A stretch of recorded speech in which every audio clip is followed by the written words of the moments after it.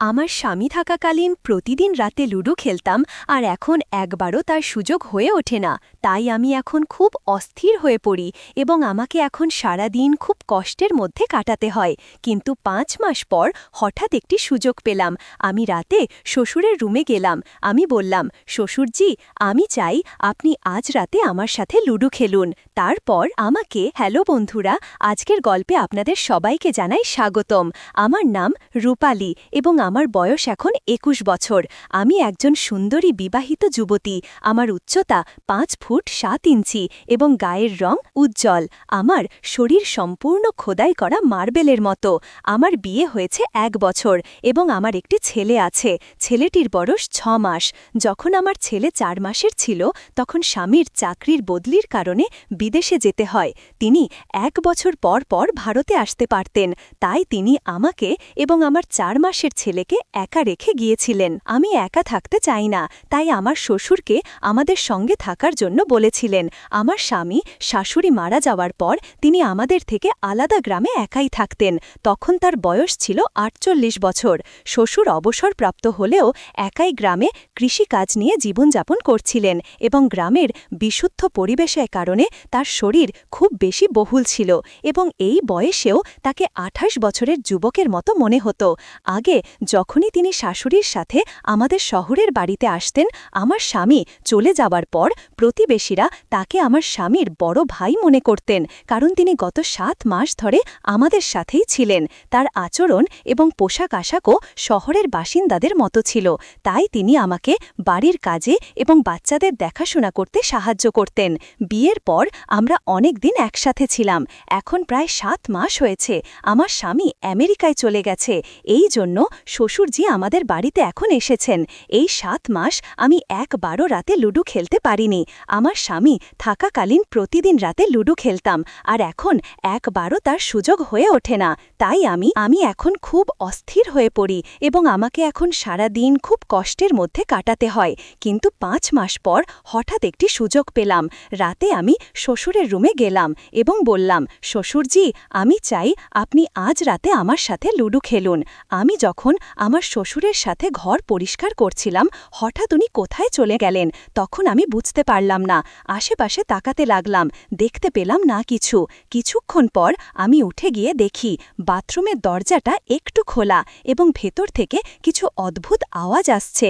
কথাটা শুনে ভয় পেয়ে গেলাম আর আমি বাথরুমে ঢুকে পড়লাম। আমি দেখলাম যে তিনি ফোন দেখে লুডো খেলছেন আর জোরে জোরে দীর্ঘ নিঃশ্বাস ফেলছেন। আমি বললাম, আপনি ঠিক আছেন? আমাকে দেখে রাগ করে বললেন, এখানে কি করছো? তার রাগে কণ্ঠ শুনে আমি ভয় পেয়ে গেলাম এবং এই ঘটনার ২ ঘণ্টা পরও আমি তার সামনে যাইনি। কিন্তু সে সময় দুপুরে খাবার তৈরি করতে গিয়েছিলাম। আমার ছেলে আমাকে হয়রানি করছিল, তাই আমি উনার কাছে যেতে বাধ্য হলাম। তারপর শ্বশুর স্বাভাবিক আচরণ করলেন, এতে আমার প্রাণ ফিরে পেল এবং আমিও শ্বশুরের সামনে আসতে লাগলাম। উনার সাথে আমি স্বাভাবিক আচরণ করি, কিন্তু ঘটনার পরের দিনও আমি সেই দৃশ্যের কথা ভাবতে থাকি।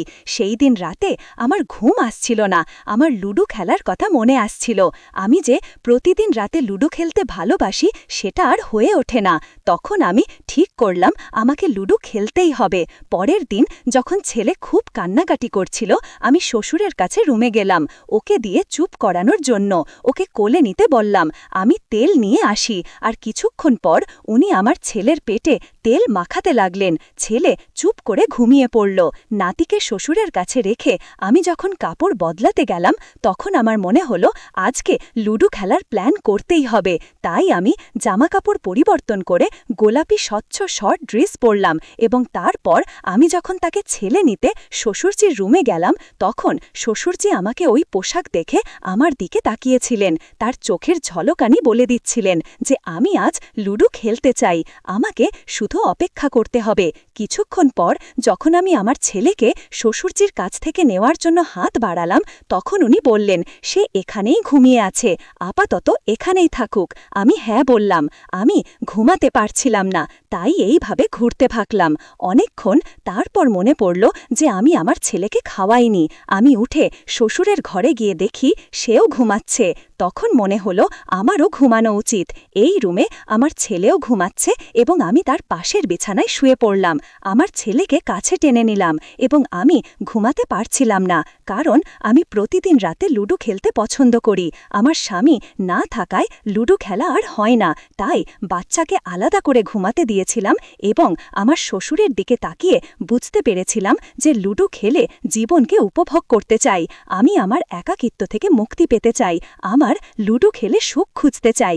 এর জন্য এখন আমি এমন একজনকে পেয়েছি যে আমার স্বামীর অনুপস্থিতিতে আছে। এখন আমি আর অপেক্ষা করতে পারি না এবং তাই আমি সমস্ত দ্বিধা ত্যাগ করে শ্বশুরের কাছে গিয়েছিলাম।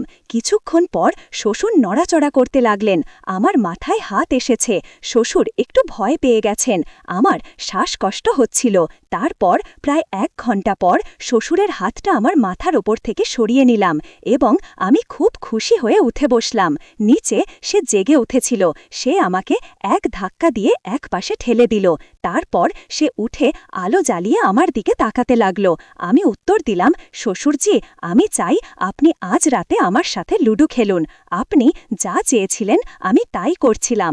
শ্বশুর বললেন, আমি তোমাকে কবে বলেছি যে আমি তোমার সাথে আজ রাতে লুডো খেলব এবং তুমি আমাকে মাফ করে দাও? আজ পর্যন্ত আমি তোমাকে কোনো নির্দেশ এড়াইনি। তাহলে তুমি আমাকে কি বলতে চাইছিলে?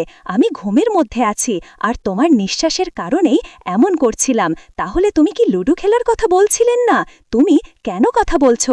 সে কিছু বলতে পারার আগেই আমি আর কিছু না বলে উঠে দাঁড়ালাম এবং তাকে আরও কিছু বলার সুযোগ করে দিলাম। এই গল্পের মাধ্যমে একটি গুরুত্বপূর্ণ শিক্ষা আমাদের সামনে আসে। আমাদের আবেগ এবং ইচ্ছার প্রতি সতর্কতা অবলম্বন করা উচিত। যখন আমরা একাকিত্ব বা অন্য কোনো কারণে উদ্বিগ্ন হই, তখন আমাদের উচিত সেই সমস্যাগুলির সমাধান খুঁজে বের করার জন্য সঠিক পথ বেছে নেওয়া। লুডো খেলার মতো সাময়িক আনন্দ আমাদের জীবনের সমস্যাগুলির সমাধান নয়। আমাদের উচিত আমাদের অনুভূতিগুলির প্রতি সতর্ক থাকা সহ সম্পর্কের সীমারেখা বজায় রাখা এবং প্রয়োজন হলে প্রফেশনাল সহায়তা গ্রহণ করা। আমাদের প্রাত্যহিক জীবনের আচরণ এবং সিদ্ধান্তগুলো আমাদের চরিত্র এবং আত্মমর্যাদার সঙ্গে সম্পর্কিত, তাই সতর্কতা অবলম্বন করা অত্যন্ত জরুরি। তো বন্ধুরা, এই গল্প এখন এই পর্যন্তই।